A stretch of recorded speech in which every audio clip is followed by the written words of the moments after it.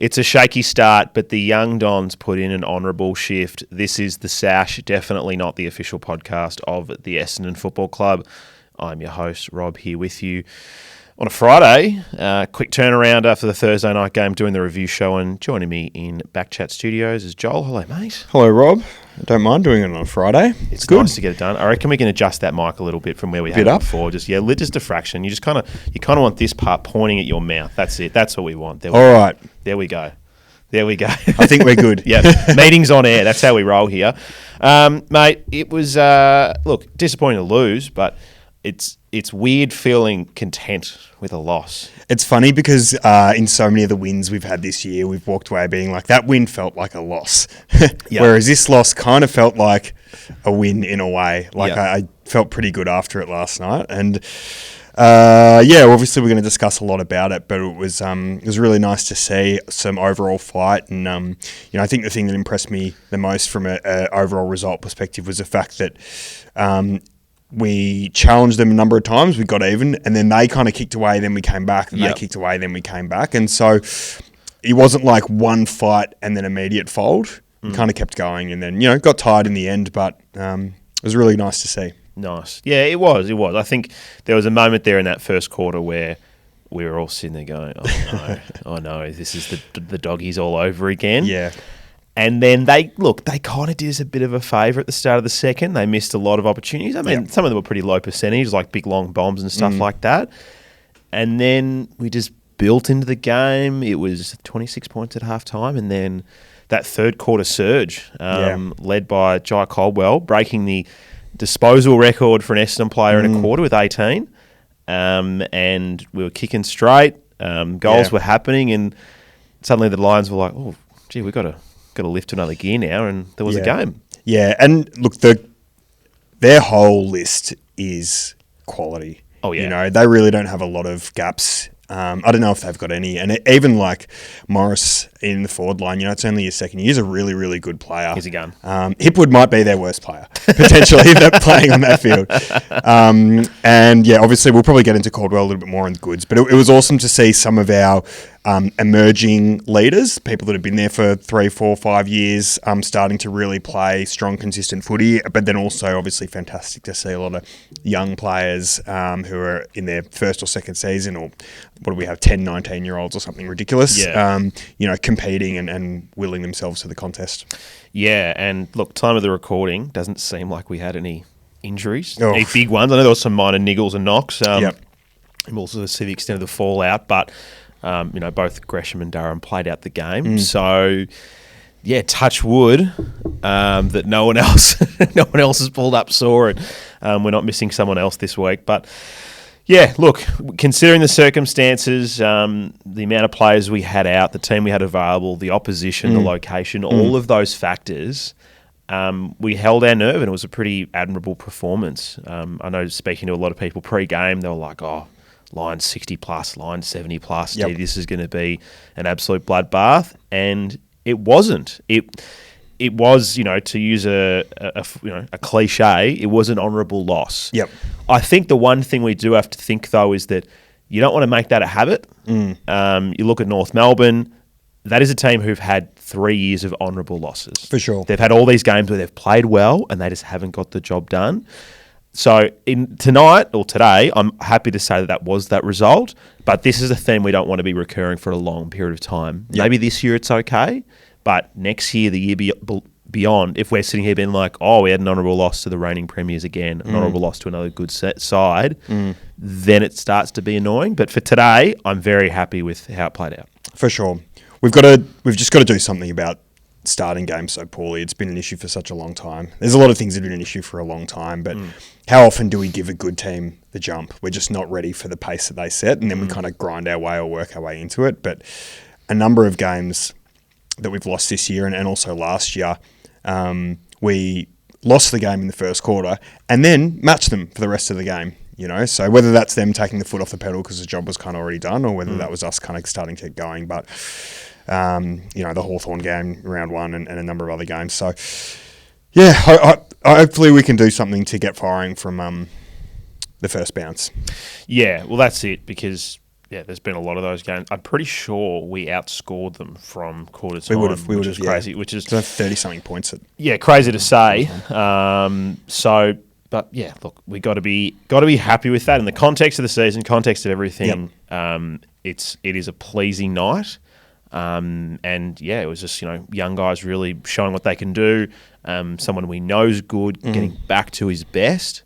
And yeah, definitely more positives to take out of it. Let's just launch into the goods because there was plenty to discuss. I'll let you take the new ball. Who would you like to bring up first? I'm going to give myself a good. Okay. I'm changing the subject a little bit. Great. Let's do that. It's Friday after all. I brought in something for the Essendon memorabilia wall. Yep. This is a bomber mag from June, July 2001. It's a club-issued magazine. I would have got this for my birthday, I imagine, from the club because July 2001. So just think about this.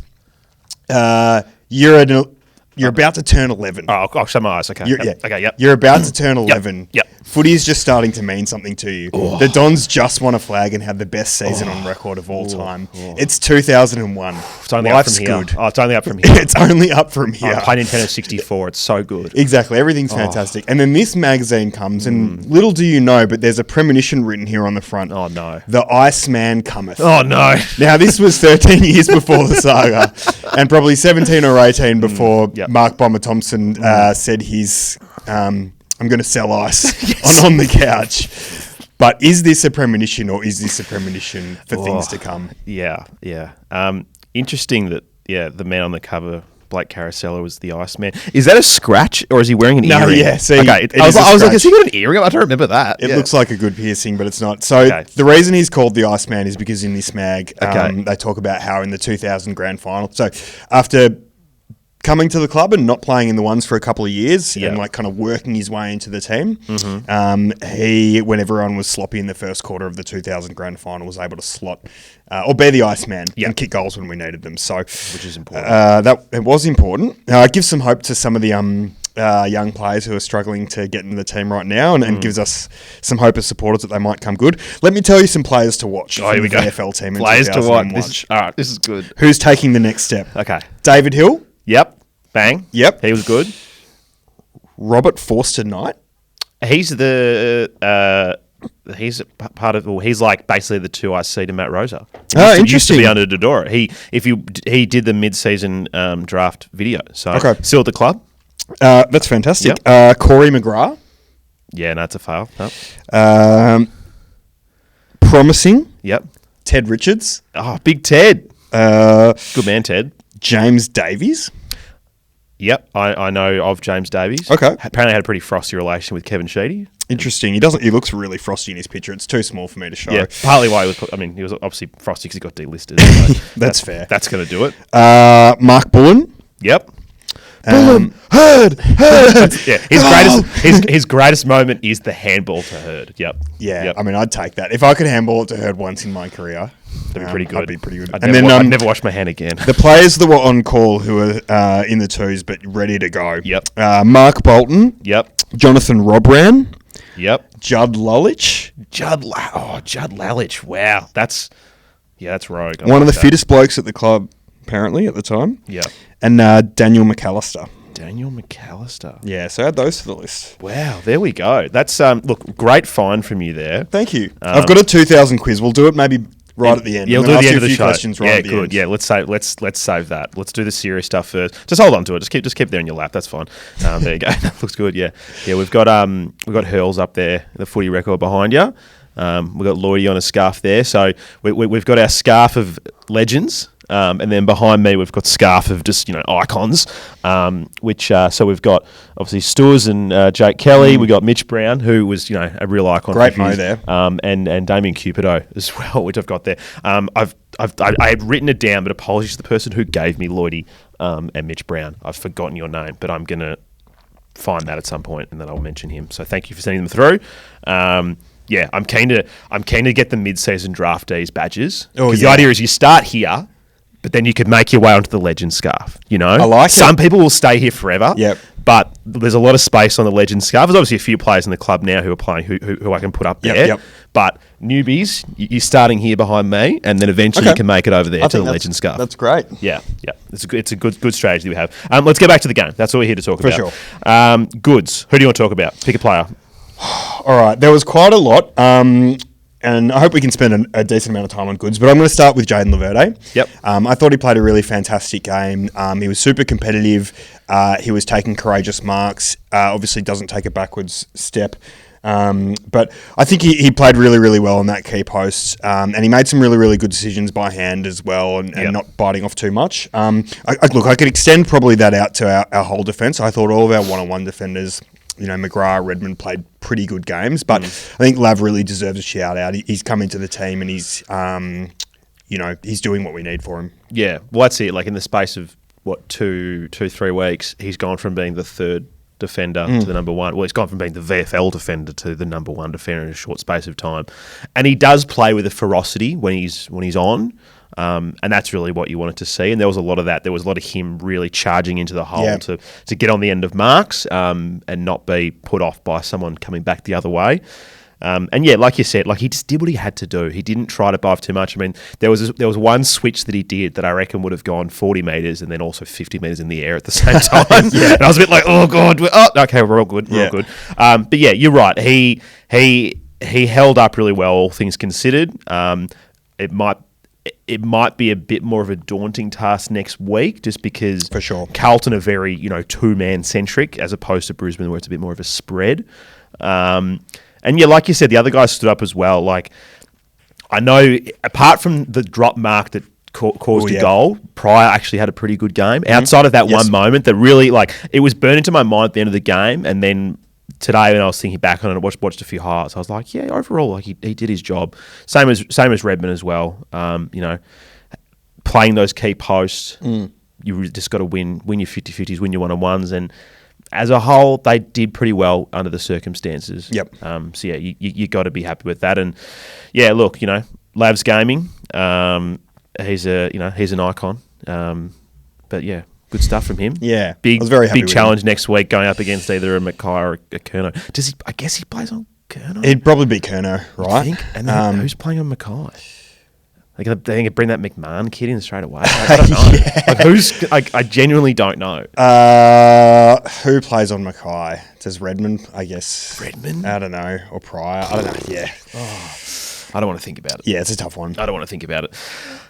Let's talk about Jai Caldwell, because he was the best player, Essendon player for mine on the night. Probably second best player in the game, I reckon. I think McCluggage was clearly best on ground, but I would argue that Caldwell was second. Like we said off the top, broke the disposal record for an Essendon player. I think 9th all-time in the comp.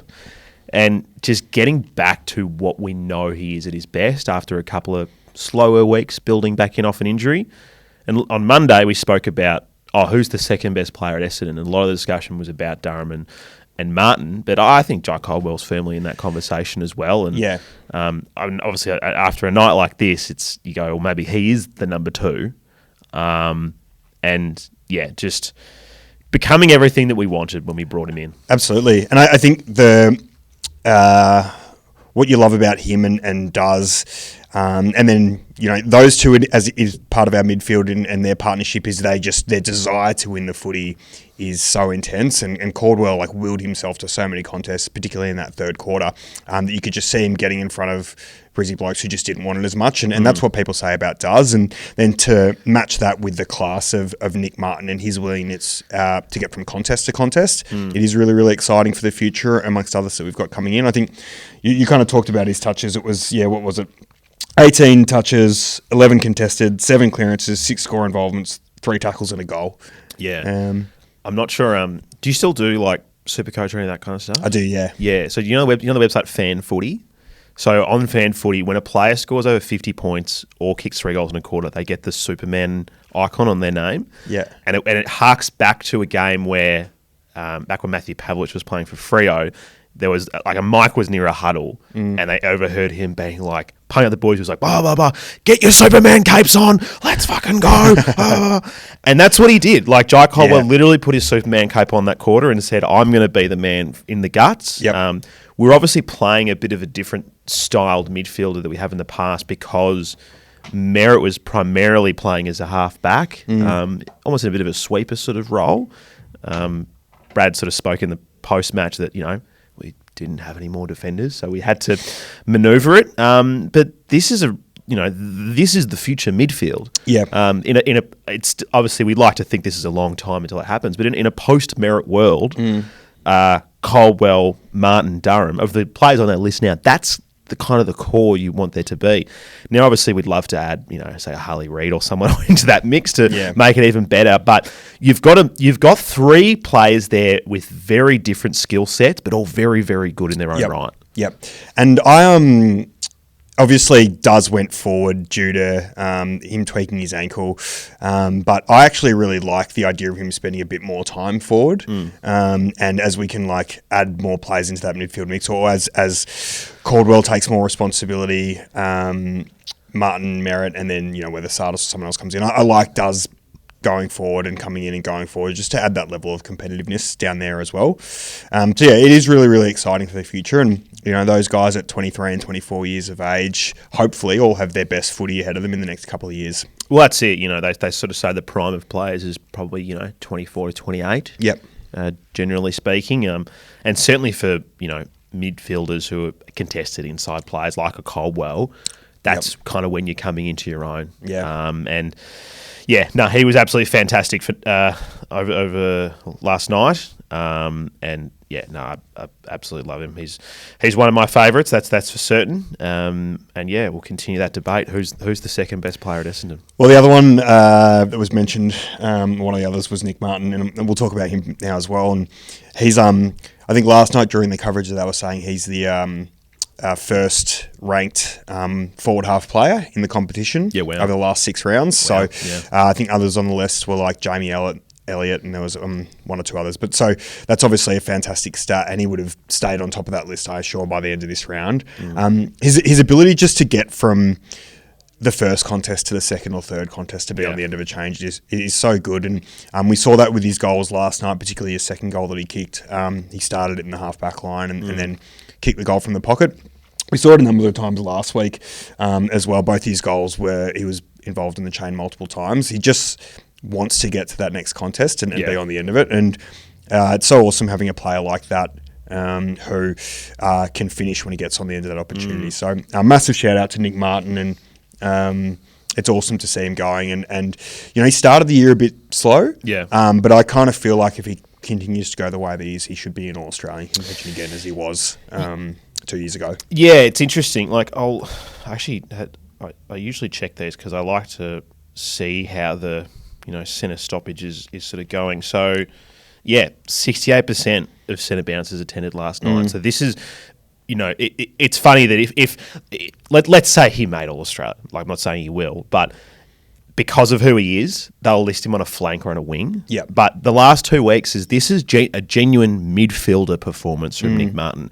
And it's something that's been spoken about. We've spoken about it, other Don's podcasts have spoken about this as well, that this is something we could see from him. And you're seeing it now. Yeah. And this is a player who said himself when he first came into Essendon, he said, the time Mert and I interviewed him all those years ago, we're like, oh, who's the player that you looked up to growing up? And he said, Scott Pendlebury. If I could be anyone, I'd be Scott Pendlebury. And this is ideally what, if Nick Martin plays 400 games for Essendon, a couple of flags, that'd be all right. Tick.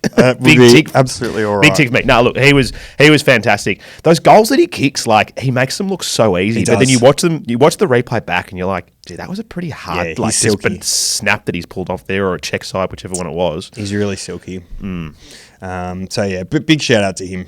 Yep, no, he's been killing it. Look, let's talk about the big kahuna himself, the speedboat king, Nate Caddy. He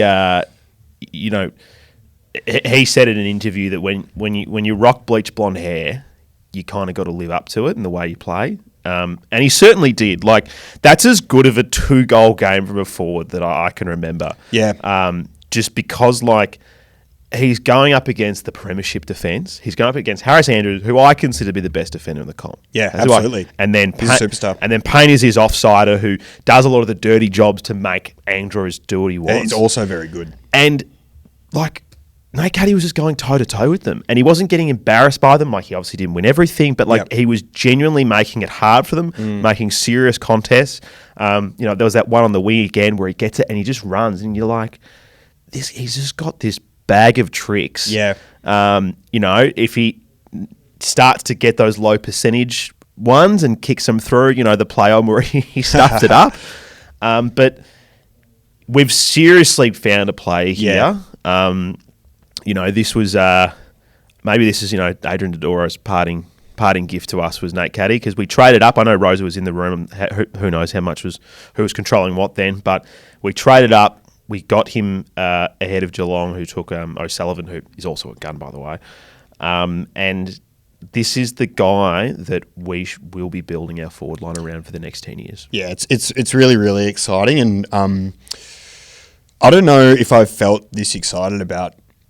I don't know if I've felt the superstar potential of a drafted player at Essendon like this for a long, long time. Of all of our first round picks that we've had, they've all seemed exciting, but I feel like ever since he's been at the club, it's been like, this guy's going to be a superstar. Yeah. And it's super exciting. And every time he kicks a goal, he seems to kick two. I'm not sure how many he's kicked for the season, but he's putting in a really, really good second season. It normally takes a long time. As you said, he's so competitive, and he's you could see him chatting to Andrews the whole game as well. Yeah. And just having gags, having a chat, being like, I'm going to get you on the next one. It's so good to see. Yeah. So he has kicked. Sorry, I'm on the wrong page. Yeah, still 19 in 10 months, which is absolutely crazy. Him and, let's give Logan Morris his credit as well. These are the two of the key forwards you'd think for the next series. I think Nate has a little bit more, they're very different.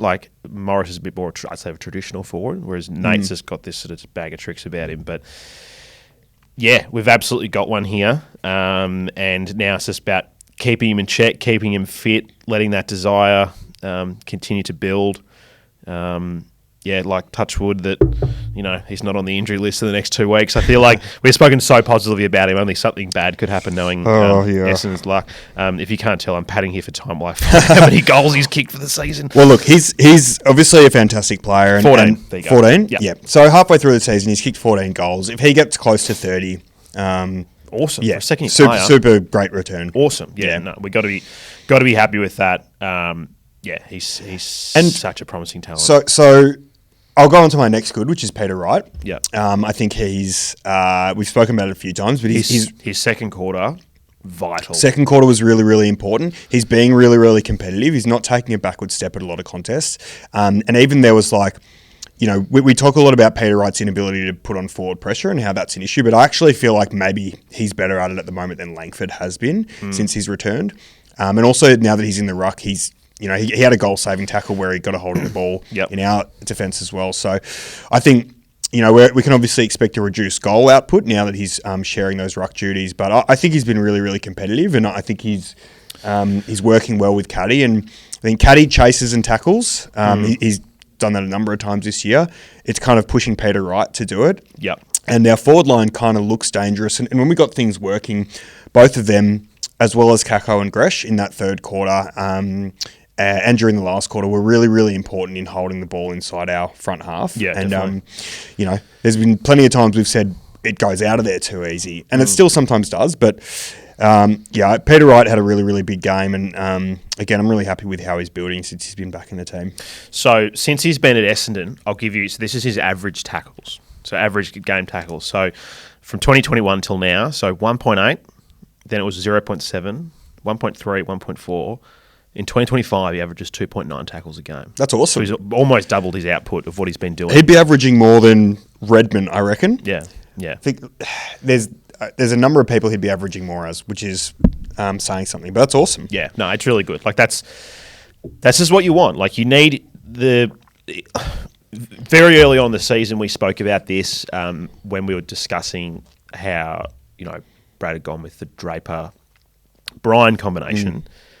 And Brad said that in today's game, if you can't be a key forward who can follow up and chase and tackle, there isn't room in you in the comp. Once it goes to ground, if you're a player who can't can't continue to impact, the game is past you. Yep. And we said, well, like, you know, although he wouldn't have been pointing out Peter Wright, that was someone who my mind went to immediately. And I was like, well, if this is the way the coach thinks, then, you know, he's going to have some problems. And then he's had his opportunity with some injuries. He's come into the team and he's firmed himself up as, you know, the big man down there, the 7-seater. Yep. And he's doing stuff that he hasn't done for us in the past. He's genuinely pressuring. And, like, obviously it's awesome when we see him kick bags of 4 and 5 or 6, you know, at Marvel generally. But if he's putting in this amount of pressure week in, week out, that's just going to benefit the team more and means that other guys are going to be kicking goals and we're probably more likely to win games than him just kicking 4 and we lose. Yeah. It makes it interesting if he continues in having this form again, like then, and Draper and Bryan are both fit next year. It then makes that dynamic interesting, where at the start of this year it was clearly Bryan and Draper. Yeah, exactly. And, like, knowing the long-term injuries that those two have got, there's no guarantees of what's going to happen with them. There's obviously no guarantee that they'll both be at the club. For sure. Both being out of contract, as we know.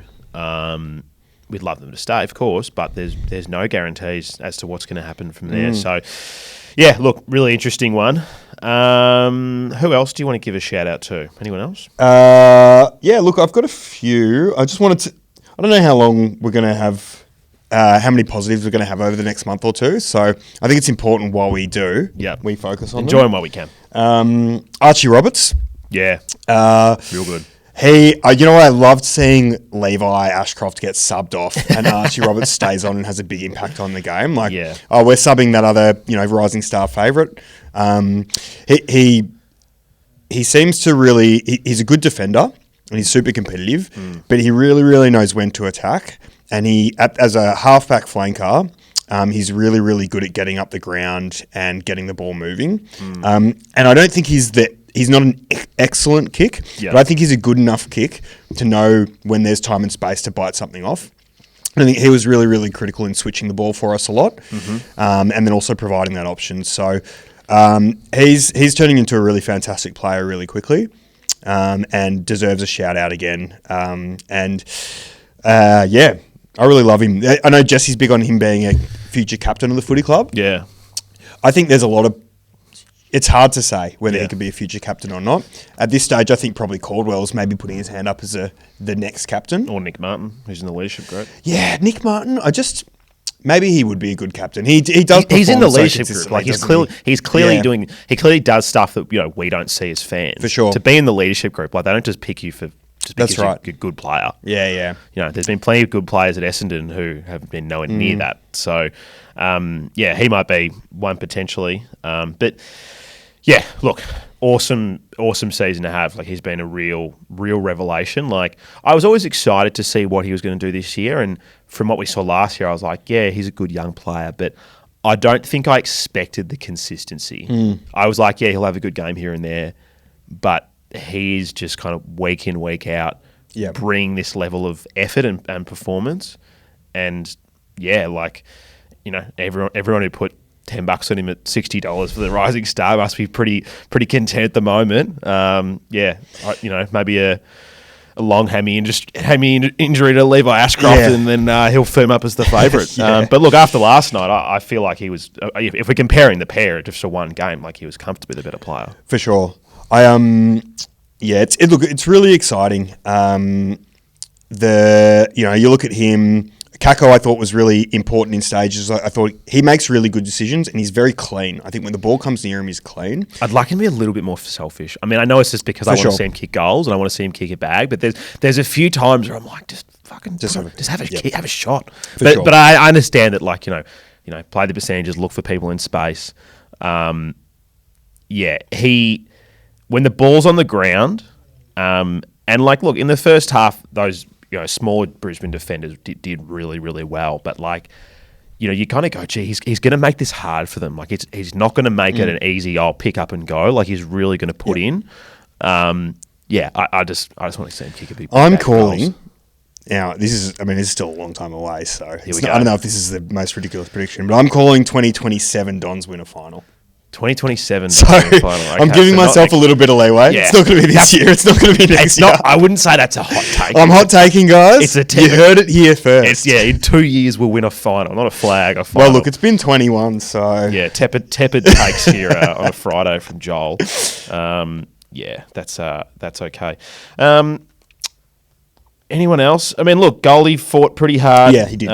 Again, not going up against the number one ruck in Darcy fought, but held his own. I thought Hobbs played a good role. Thought he was giving a good option. He was like, yeah, there were some good times from him, but he was also, I felt, very fumbly at times as well. Probably a couple of times where we had the opportunity to go and then he kind of just dropped the ball and had to sort of circle back. Like, wasn't super impactful. I mean, I guess if we're segueing into bads, like, I do just find, like, I know he spent a bit of time in the middle, but and it is again about availability, but I just find Perkins better as a forward. Like, I know Jesse was saying he thinks he's a midfielder, but I think he plays better forward personally.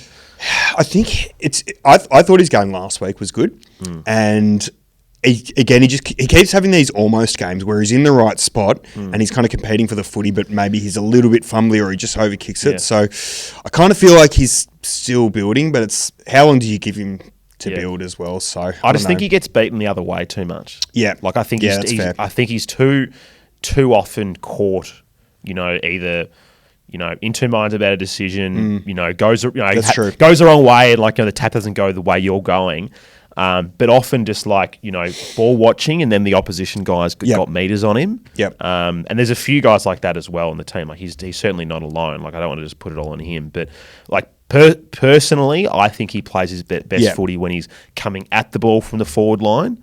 And he's shown that he can be a really good finisher. It is just the availability of the team right now, and you'd think if a Darcy Parish is say coming in for the Carlton game, that might mean that he can spend a bit more time forward, and I'd like to hope that that's what we do.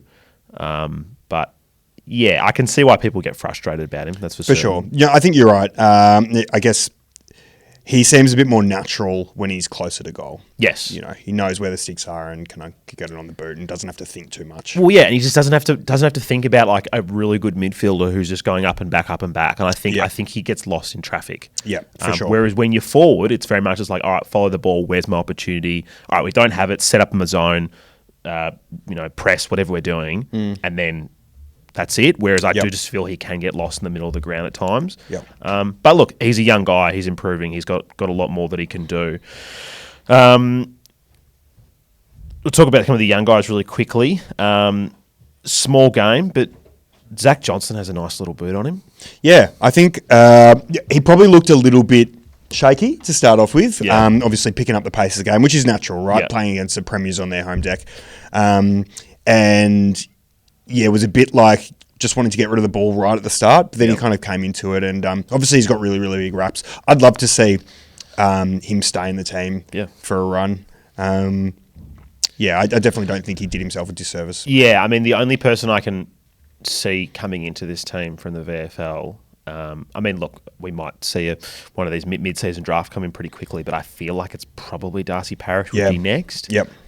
Whether that's the Carlton game or a bit longer, depending on what kind of minutes they want to put into him. But, that shouldn't affect his position, if anything. Like maybe him or someone else gets moved to a sub role. But, you'd think he did well. Archie Wicks had some moments, like he was a bit sloppy at times, and there were some good moments where he sort of held up the ball. But again, we're talking about second, third gamer? I think if I was going to compare him to Sardis, I probably want to see Sardis. I want to see Sardis get a chunk of time, because clearly every time he goes into the VFL, he gets a lot of touches. We know he's got to work on his kicking, but he needs confidence. Yeah. He's starting as a sub. He can every time he gets the ball, he's like, if I fuck up, I'm going to get dropped. He looked like, this.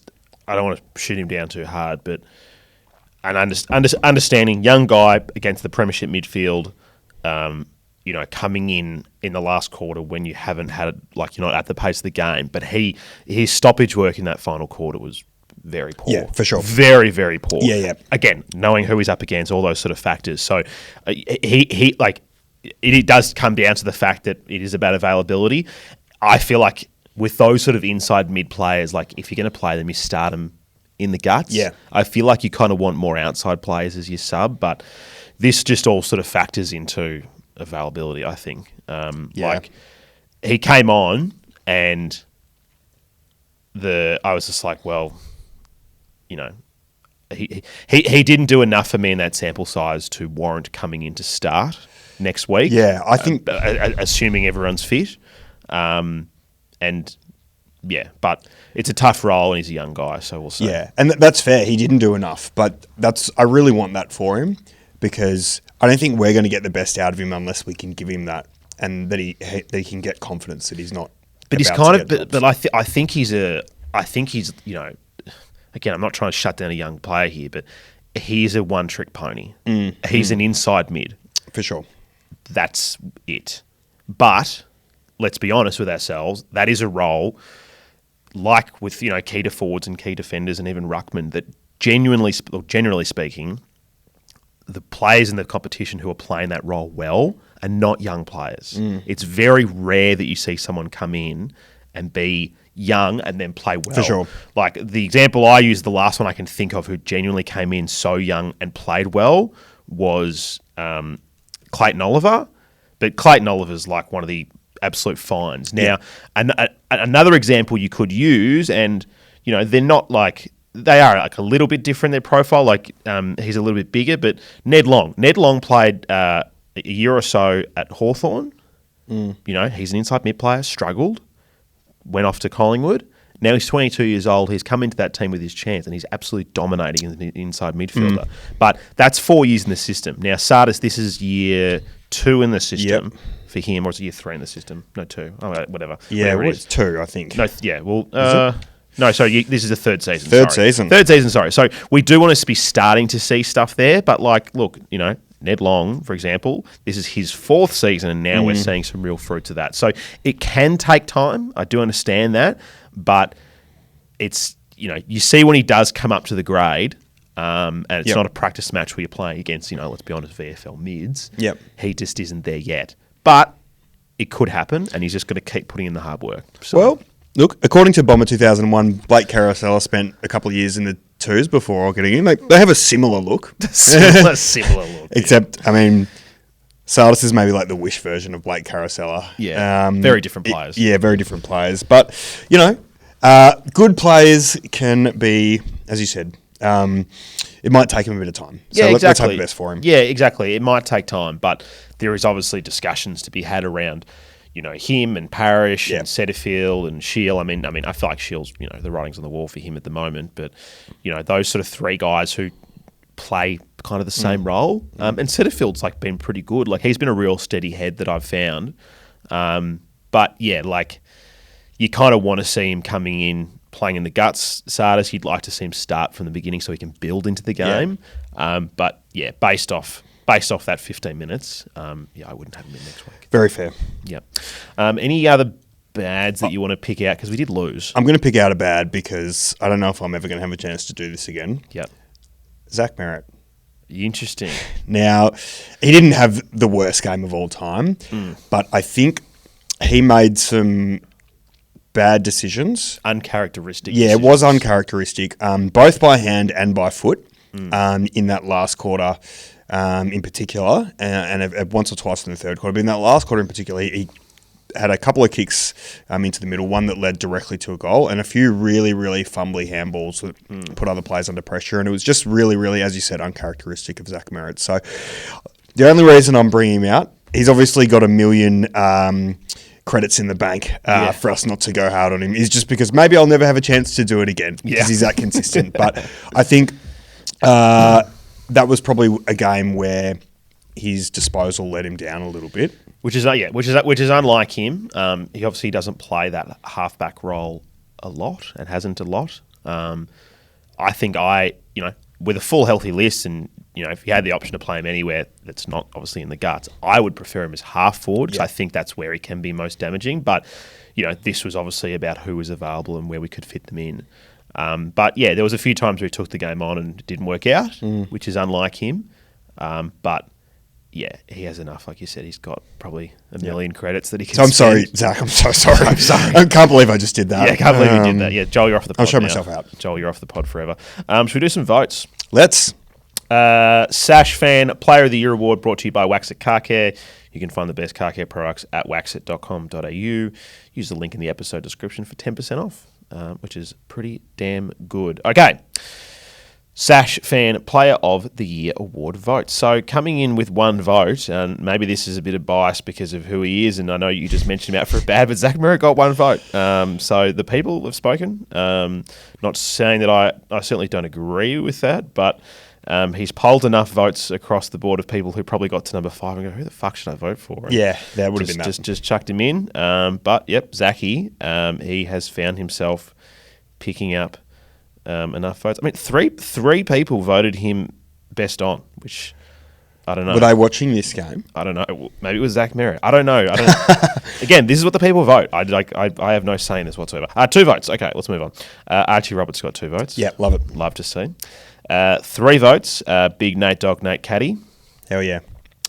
4 votes, Nick Martin. And unsurprising, best on ground for the Bombers was Jai Caldwell. Yep. He's coming in a month early before July, which we don't mind. But yeah, happy to see him. Here was me thinking this was going to be the second game where Zach Merritt didn't poll a vote for the season, but he just finds a way, mate. Yeah, he does. I think thinking about the club best and fairest, Nick Martin would probably be. I mean, Merritt had us a lot of early games where he was clearly best on ground, but I think Nick Martin, and if it wasn't for Caldwell's time off, would be right neck and neck with him at the moment. Yeah, no, he certainly would. So obviously, just for the Sash Award, which we know is the most prestigious award in going around these days. So in the last 4 rounds, Nick Martin has polled 4 votes, 4 votes, 5 votes, 4 votes. So he's putting together a seriously good month of footy, which is great because he had a pretty slow start to the season, but he is at his absolute peak. And they were speaking about on the pre-game last night that, you know, it's always been a very okay, tag Merritt, beat the Dons. Yep. It might not be there yet, but I think it's getting close that he might be a player now who is going to garner a bit of attention from opposition, especially if he plays in the midfield all the time. But because of how they use him, it's a bit of a hard one for coaches because where's he going to line up? You generally don't know. Yeah. It's he's so versatile, and whether his time last year on the halfback flank has helped him now see the play, and good point, because a lot of his chains of play that end up in his goals are starting on the halfback line. So maybe that education was really, really good for him, and they looked into the crystal ball and did that. But he's really turning into a pretty complete player. Yep, I like it. I reckon we take a break and we'll come back and we'll do some hot takes, and I don't know, you can do your little quiz for me. Sweet. Back after this. This halftime break is brought to you by the Ticket Merchant for the 2025 AFL season. Whether you're looking for tickets to Essendon matches, you want to catch a concert, comedy show, or maybe another sporting event, the Ticket Merchant has you covered. Head to theticketmerchant.com.au and you can explore their massive range of tickets. Back after this. Thanks, Rob. It's that time of the week where we get some totally rational and well-adjusted opinions onto the pod. On the Sash, it's Hot Takes. Hot Takes. Oh yeah, it's got the sunnies on, got the rave glasses on. Looking very trendy there, Jolly. Thank you. Thank you for everyone who sent in a hot take this week. We obviously love the hot takes. Can't play them all, of course, and appreciate everyone getting them in for a quick turnaround for this show. Obviously recording the next day on a Friday. It's a bit weird in this instance. Yeah, some of the direction this show is going is bizarre to say the least. You got to make a decision, Rob, whether you arrest it as the host, or whether you let it slide, and that's something that requires some real thought. It does, yeah. I don't know. I always want to pick a bit of a mix of like, the wild ones, the funny ones, and then like people who just like have an opinion on something. But yeah, no, it's good that we have a mix. Lot of boner talk this week, a lot of erections. So I haven't put many of those in, but thank you to everyone who's letting me know about the well-being of their penis. All right, this is the travelling albatross. I try to when we play interstate games, I try to get people who went to the game. If people go to the game and send a hot take from interstate, I try to play them because I feel like it's good to have. So anyway, this is the travelling albatross. When it eventually plays, because the internet is not working. Oh no! Let's refresh the page. Let's refresh the page. Here. Refresh the page. Great start. All right, let's see. Can we get? Hey Kings. Here we go. Well, what can I say? Flew up for the game, and as you can hear from the voice, got a bit more rowdy than I expected. That was a huge effort. I mean, what was it? A first gamer, a second gamer, a third gamer. Total of 8 players under 20 games total. No defenders. I mean, the effort was incredible. After being 33 points down, to bring that back, to go really, really deep into the final quarter, just a few things went against us. But, I mean, if that's the effort that we're going to bring, the future's pretty bright. Honestly, just came up to see my mate. And the game was an afterthought, really. Obviously. But Yeah. honestly, couldn't be prouder. Fair enough. On to next week, and who knows? Yeah. We could actually do the Blues if we play like that. Go Plains. There we go. Yeah, I think look, if we play like that, we can do the Blues. Absolutely. Yeah, but we have to do that first. Yep. We have to do that first. It's going to be a tough one. Interesting just to like fly up to Queensland and be like, oh, the Dons are on. Yeah. Well, he's like, he started with came up for the game, and then the truth came out. Did I come for the game? No, I didn't come for the game. Yeah. I'm a liar. This is Liam. Thank you, Liam. When your team is getting lost between the injured and trade goss, and your team just isn't where it ought to be, give it back some Vega Peel with a win in a final. Day 7,572. Whoa, shit. That was fun, Liam. That was fun. Stretched a few rhymes. Yeah. But it was fun. Yeah, I wouldn't pass the Weird Al Yankovic test, but that's it was enough for me to have a bit of a giggle at. This is from Myers. Thank you. It might be harsh. Might be the wrong week to pick on McGrath because he shut down Cameron. But watching McCluggage tear us apart. God damn, son. God damn. Yeah, it was. There were a few moments where there was a bit of, that'd be nice. That'd be nice. But he's such a good player. But, sometimes it's also about the environment and the effects of the environment. That's right. This one's Pants Off Ryan. Thank you. Fuck. I was looking forward to Ryan taking his pants off. I'm not sure if you listened to I did. You did listen to last night's show. Yeah, for the non-premium people, Ryan and I were talking about what would have happened if we had one. I said I'd be booking a September ticket if we beat the Lions, and Ryan said he'd come in and do the pod in his undies. So okay, yeah. I think that caller was the only person who was looking forward to Ryan actually doing that if we won. Yeah, you got to do something for everyone. Yeah, but. Given the angles of the camera and the current setup now, I don't know if it would have been a great thing. Yeah, it wouldn't have been a great view. Now we're gonna the fucking hell. What do I call this? The lore, the story that is the great Lurker is taking to new areas. So we've had Lurker's hostage. This is Lurker's lawyer who's coming in. So it keeps on going. So this is gentlemen, lawyer. Reports of quote unquote Lurker's hostage have been sent into the pod. Now myself and my team would like to clear up that Lurker has no such hostage. Never has, never will. This is just a fallacy created purely for humorous intent. There's no point checking his basement for this hostage. Shit. Just the complete just tangent off what is this show is just yeah, that's right. So that's good. what it takes. Yeah, just new people. I just imagine these people who are like, oh, what's this Essendon show? And they have a listen. They're like, what the fuck are they talking about? What is this? Yeah. Anyway, back to regular programming. The Tom Cutler fan club. Thank you. Just a quiet one, lads. I'm upgrading. We're shit to we're alright. Give it a few years, I guess. Oh, how lovely are the younger players. Zach Johnson, beautiful kick. And all the other young guns. Chugga to the very slow finals train. Long term.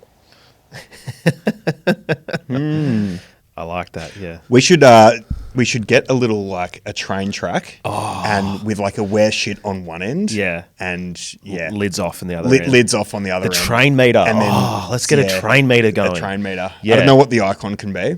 Well, no, I was going to say Jesse's head, but I don't know about... No, I think we just do a train, and then it's just going to be a bit of cardboard with some Velcro on it, and it's just red on one end, green on the other end, and then we can just, depending on how we're feeling in the week, we can just move it on the trainometer. Get it up. I'm big on that.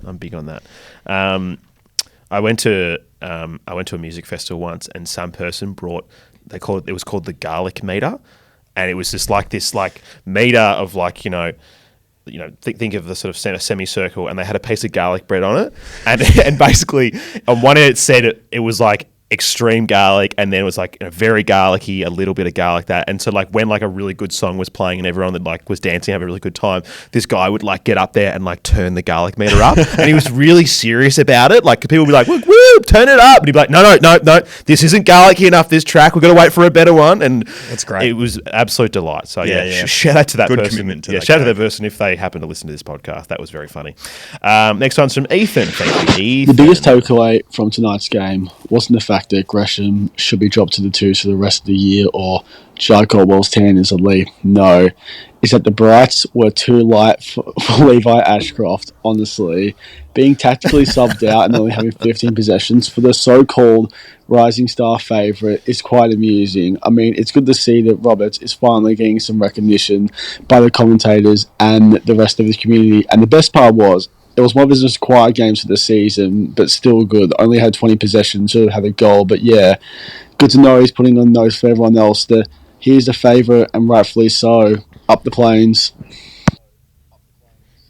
Up the Plains. Couldn't agree more. Levi Ashcroft is 18. Yeah, he's got plenty of accolades coming. Yeah. All right? Yeah, give us this one. Just give us this one. Yeah. You'll win your Brownlow and your fucking Norm Smith and probably another premiership. That's right. Give us this one. Yeah, there's already a Norm Smith in the family. Well, I mean, in the young version of his family. Yeah. He's got plenty coming. Yeah, you've got enough.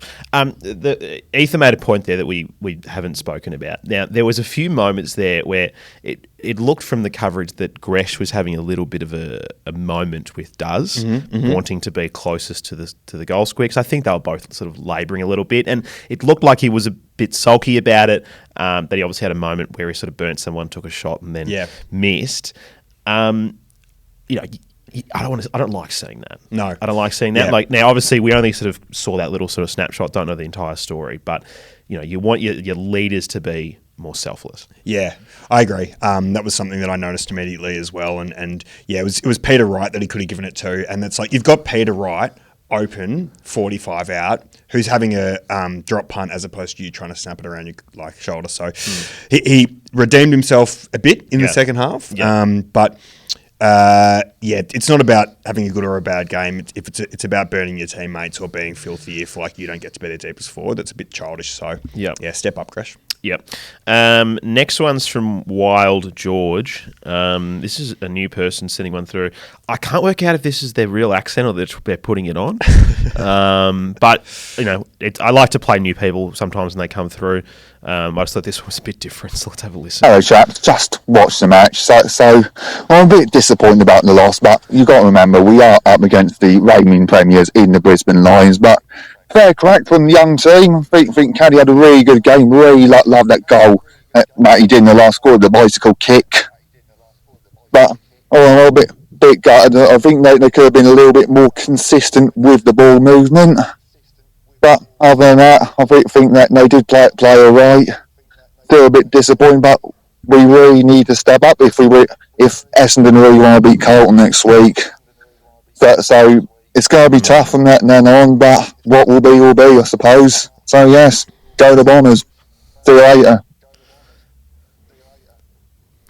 That's a real accent. I think it was real. That's legit. I can understand how a few times you were there like, oh, is this chopping or changing? But I think, no. Thanks for setting it in. Yeah, thanks, George. Yeah, I'm trying to look. I'm not very good at like locating accents, particularly in the UK. Like I can kind of tell a northerner from a southerner, but I'd love to, George, send it a message and let us know where on the aisle you are from, because I'd had a bit of David Brent about it. I reckon. You reckon? A bit of Reading vibes. Yeah. Would love to know. Thank you for contributing to our show. We love the internationals, that's for certain. Back to the tangent that is Lurker. This is Lurker's other captive. So this odyssey just goes to another level. The kids can play. Nate Caddy, he might just turn me gay. That's such a weak rhyme. But yeah, shocking.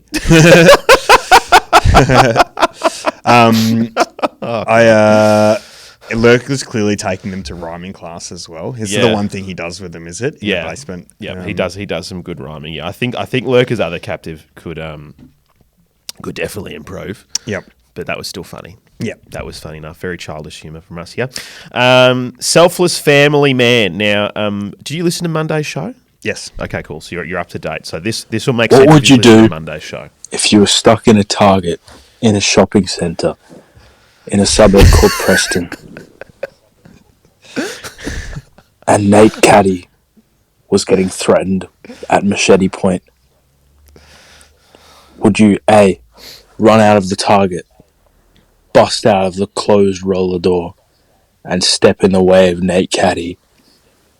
Or would you B, protect your family that's in Target and make sure they don't get stabbed and let Nate Caddy sort it out for himself?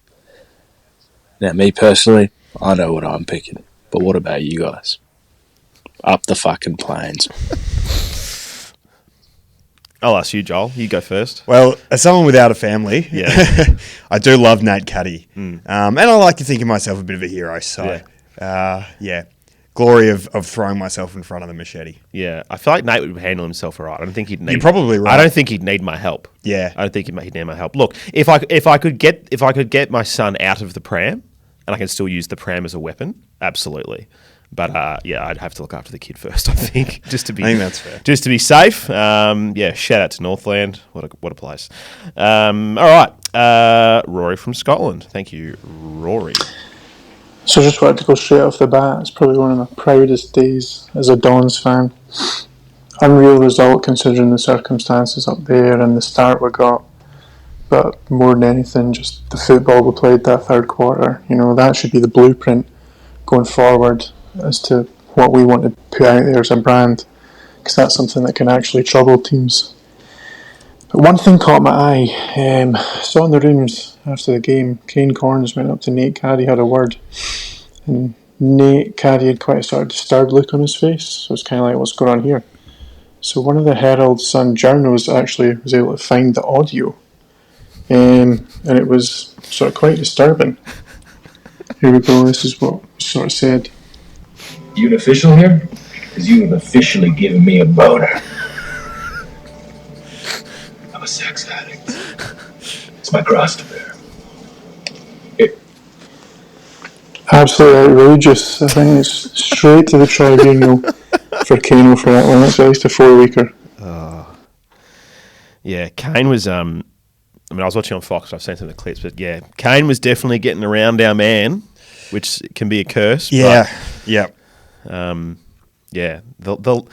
It's weird the Quagmire. It's weird. It's weird the recent love in that some Essendon players are getting with media types. Like obviously Gary's in love with Sam Durham, and looks like Kane loves Nate Caddy.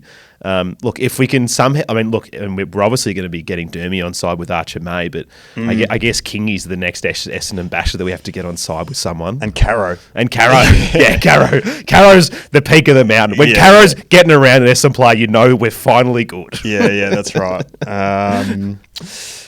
Thank you, Rory. Yeah, that was good fun. That was fun. We've got 2 to go. This next one is so strange. I just had to play it because I can't really make sense of this. Okay. But anyway, this is Gary Frankenfurter. So, just like Buddha Hocking at that Carney Farmers Market in Corio many moons ago, we started flat on our ass last night. However, just like Gary Buddha Hocking at that Carney Farmers Market in Corio many moons ago, we got to our feet and started to consume the hot dog. Piece by piece, mouthful by mouthful. Frankfurt and bun in equal amounts with mustard and tomato sauce, possibly some chopped onions and pickles. However, it was just one bite too much. We had to throw it in the bin. I looked this up. So there's a video of Gary Budhocking at a Corio Farmers Market falling over. Okay. And I think he might be holding a Frankfurt at the time. All right. But yeah, that was... Yeah. I didn't get the reference. I was laughing because I was like, what's going on? What's going on? And as a man who hasn't had lunch here on a Friday afternoon, that definitely put me in the mood. Put me in the mood for some food. Now, we have to end on... we have to finish this story that is, of course, Lurker, and he's back. Oh my God! He's had a couple. Is this the first time this year? No, he's had a couple of weeks. He's had a couple of weeks off. Has caves to dwell in, and echoey rooms to basements. Yeah, just basements to hang out. Host ryming training sessions. Yeah, host beat poetry sessions in. But we'll end with Lurker because we obviously love the Lurker. So this is the aforementioned. A frustrating, fumbling, stumbling, mumbling, bungling, bumbling Essendon turn into Brad's brave baby Bombers after half-time and nearly pull off a Brisbane butt-fucking. Great effort, lads. Go Plains. Bit R-rated there, which we like. Oh my lord! Hopefully, no children are listening at this point in the show. Yes. Sorry to any parents out there. But there we go. The great man himself, the Lurker. It's nice to hear his voice. It is nice to hear his voice. The imitators may try, but they aren't the great man himself. There's only one. There is only one. There can be only one. As they said in the movie Highlander, there can be only one. Jolie, let's segue into what you've got in front of you. You look very excited. So talk me through it. All these questions refer to the year 2000. I won't hit you with all of them. Okay, laptops away. Who were our 4 All-Australian players? 4 Australian players in the year 2000. Okay, Lloydie. Correct. Mark McCurry. No. That would have been. That was 99. I can give you some clues. You have one more guess. And I'll give you some clues. Hurdy. Yep. Fletch. Yes, that's 3 of 4. And who would have been the 4th? This other one's probably a hard one. I'm just trying to think. I'm trying to think of good gears. Like I know Barnard was awesome in the granny, but He's I'm trying. But I'm trying to remember if he was awesome that whole season. Can you give me a part of the ground, and I'll have a stab? Backman. Not key back. Pretty quick. Tough. Mark Johnson? No. And Solly? Played for another club as well. Solly? Not Solly. Played for another club as well. Wouldn't have been Bolton then. Currently in the coaching ranks. As a head coach. A senior coach. Senior head coach. Oh my God. In the same state as the team that we just played. Oh, Dimmer. Yeah. Dimmer. You forget that he once was one of ours. Like the amount of shit that's come out of his mouth. Yeah, I know. Bloody hell. You forget. No loyalty, you would think. Yeah. What else you got? Which 3 teams did the Bombers defeat in the finals in 2000? Melbourne, North Melbourne, and who was the third one? Who was the other Another one? Victorian team. Wasn't Carlton, was it? It was. Yeah. What a good final series to have all these like Victorian teams kind of. Yeah. So competing. Dad took me to the North Melbourne one, the one where we won by like 120 points, whatever the fuck it was. Yep. That was good. Yep. That was real good. That is good. Yeah. All right. I'll give you one more. Yep. Because there's quite a few. Right. How many goals did Lloydie kick for the season? That's a good question. Did he? Was that the year that he turned up? I remember. I don't remember if that was the year that he turned up. Could be. Obviously, we got the number of the finals games as well. I'm gonna go with. Did he turn up? This is hard. I'm gonna go 92 and say he didn't. 109. Fuck. That's all right. We were young fellas at that time. I was 9 years old. In my defence. Exactly. That's a fair defence. Yep. Yeah. Thank you for indulging me. No, that was good fun. That's a real find that you've brought in there. So we appreciate that, and we appreciate you all for tuning in for this episode of The Sash, whether you're viewing on YouTube or listening along somewhere else. We will be probably doing a mailbag some point early next week, I reckon. And then I'm chatting with Terry from the Blue Abroad YouTube channel. A lot of people might know him from his big streams that he does. He's going to come in here for a chat. And then what else have I got on? And then, Blues preview on a Thursday. And then we're playing the Baggers on Sunday night. Sunday night. The sexy new time of Sunday night. Which will marquee game, which will be a bit of fun. But thanks everyone for tuning in. Stay safe. Have a great weekend. Go Plains. Go Plains.